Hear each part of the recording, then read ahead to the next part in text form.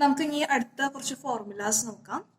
Okay, അതെന്ന് പറയുന്നത് integral of 1/x² plus a² dx എന്ന് പറയുന്നത് 1/a tan inverse of x/a plus c ആണ്. ഓക്കെ, അങ്ങനെ കുറച്ച് ഫോർമുലാസ് ഉണ്ട്. ഫോർമുലാസ് ആണെങ്കിൽ നമ്മൾ മെമ്മറൈസ് ചെയ്യുന്നത്. Okay, integral of 1/x² plus a² dx എന്ന് പറയുന്നത് 1/a tan inverse of x/a plus c ആണ്.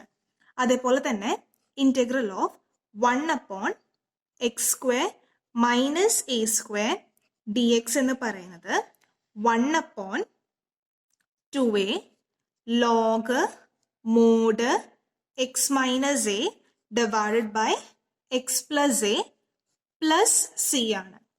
അടുത്ത ഫോർമുല എന്ന് പറയുന്നത് integral of 1/a² minus x² dx എന്ന് പറയുന്നത് 1/2a log mod a plus x divided by a minus x plus c ആണ്. Okay, അപ്പൊ ഈ 3 ഫോർമുലാസ് കൃത്യമായിട്ട് പഠിക്കുക. അതിനെ ബേസ് ചെയ്തിട്ടുള്ള പ്രോബ്ലംസ് ആയിരിക്കും ഇനി നമ്മൾ ഡിസ്കസ് ചെയ്യാനായിട്ട് പോകും. Okay, thank you.